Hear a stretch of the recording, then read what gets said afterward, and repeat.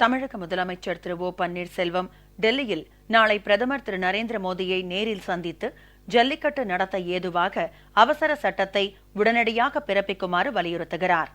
தமிழர்களின் உணர்வுகளோடு ஒன்றியுள்ள தமிழ்நாடு அரசு ஜல்லிக்கட்டு நடைபெறுவதற்கான அனைத்து முயற்சிகளையும் தொடர்ந்து மேற்கொள்ளும் என்றும், ஜல்லிக்கட்டு தொடர்பாக அறவழியில் போராட்டம் நடத்தி வரும் அனைவரும் தங்கள் போராட்டத்தை கைவிட வேண்டும் என்றும் முதலமைச்சர் வேண்டுகோள் விடுத்துள்ளார். முதலமைச்சர் திரு ஓ பன்னீர்செல்வம் இன்று வெளியிட்டுள்ள அறிக்கையில், தமிழ்நாட்டின் பண்டைய பாரம்பரியம், கலாச்சாரம் ஆகியவற்றின் பிரதிபலிப்பே ஜல்லிக்கட்டு என்பது ஒவ்வொரு தமிழனின் எண்ணமாகும் என்று தெரிவித்துள்ளார்.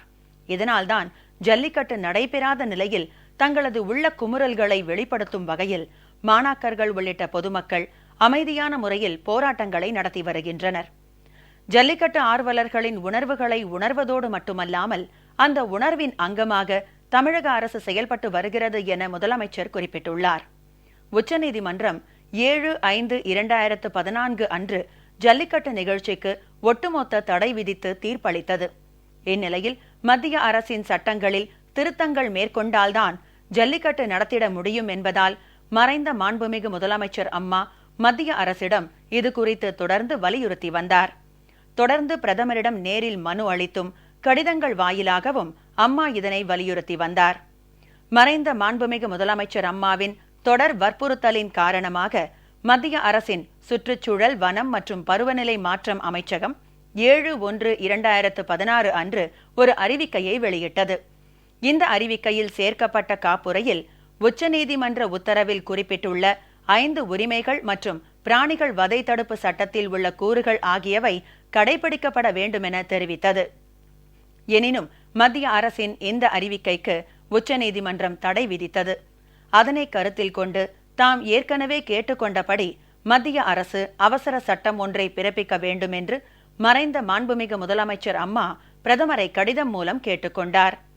அவசர சட்டம் ஒன்றை மத்திய அரசு பிறப்பிக்க வேண்டும் என்று மறைந்த மாண்புமிகு முதலமைச்சர் அம்மாவுடன் தமிழக அரசும் தொடர்ந்து வலியுறுத்தி வந்தது. கடந்த 19/12/2016 அன்று பிரதமரை நேரில் சந்தித்த போது தான் அளித்த கோரிக்கை மனுவிலும் ஜல்லிக்கட்டு நடத்துவதற்கு ஏதுவாக சட்ட திருத்தங்கள் கொண்டுவரப்பட வேண்டும் என வற்புறுத்தி இருந்ததாகவும் முதலமைச்சர் தெரிவித்துள்ளார். இதனைத் தொடர்ந்து 9/1/2017 அன்று பாரத பிரதமருக்கு அனுப்பிய கடிதத்தில் ஜல்லிக்கட்டு நடத்த வகை செய்யும் விதமாக அவசர சட்டம் பிறப்பிக்கப்பட வேண்டும் என கேட்டுக்கொண்டுள்ளதாகவும் அவர் தெரிவித்துள்ளார். ஜல்லிக்கட்டு நிகழ்ச்சி நடத்திடும் வகையில் 7/1/2016 அன்று மத்திய அரசின் சுற்றுச்சூழல், வனம் மற்றும் பருவநிலை மாற்றம் அமைச்சகத்தால் வெளியிடப்பட்ட அறிவிக்கையை எதிர்த்து பல்வேறு அமைப்புகள் உச்சநீதிமன்றத்தில் வழக்குகள் தாக்கல் செய்தன. இதில் ஜல்லிக்கட்டை தடை செய்யக்கூடாது என்பதற்கான வலுவான வாதங்களை தமிழக அரசு எடுத்து வைத்துள்ளது. இந்த வழக்கின் தீர்ப்பினை உச்சநீதிமன்றம் ஒத்திவைத்துள்ளது. உச்சநீதிமன்றத்தில் நிலுவையில் உள்ள இந்த வழக்கில் தீர்ப்பு நமக்கு சாதகமாக அமையும் என்பதில் மிகுந்த நம்பிக்கை உள்ளதாக முதலமைச்சர் குறிப்பிட்டுள்ளார். ஜல்லிக்கட்டு நடத்தப்பட வேண்டுமெனில் உச்சநீதிமன்றம் நமக்கு சாதகமான தீர்ப்பினை வழங்கிட வேண்டும். இந்த தீர்ப்பிற்கு முன்னதாகவே ஜல்லிக்கட்டு நடத்திட வேண்டுமெனில் அதற்குரிய சட்ட திருத்தத்தை மேற்கொள்ளும் அதிகாரம் மத்திய அரசிடம்தான் உள்ளது. மாநில அரசு இதற்கான முயற்சிகளில் தொடர்ந்து ஈடுபட்டு வருகிறது.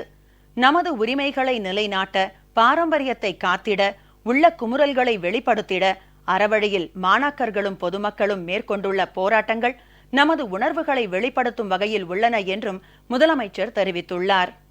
தமிழர்களின் உணர்வுகளோடு ஒன்றியுள்ள தமிழக அரசு ஜல்லிக்கட்டு நடைபெறுவதற்கான அனைத்து முயற்சிகளையும் தொடர்ந்து எடுத்திடும் என்ற உத்தரவாதத்தினை அளிப்பதாகவும், நாளை காலை புதுடெல்லியில் பிரதமரை சந்தித்து ஜல்லிக்கட்டு நடத்திட அவசர சட்டத்தினை உடனே பிறப்பிக்க வேண்டும் என வலியுறுத்த உள்ளதாகவும் முதலமைச்சர் தெரிவித்துள்ளார். எனவே போராட்டத்தில் ஈடுபட்டுள்ள அனைவரும் தங்கள் போராட்டங்களை கைவிட வேண்டும் என அன்புடன் கேட்டுக்கொள்வதாகவும் முதலமைச்சர் திரு ஓ பன்னீர்செல்வம் தெரிவித்துள்ளார்.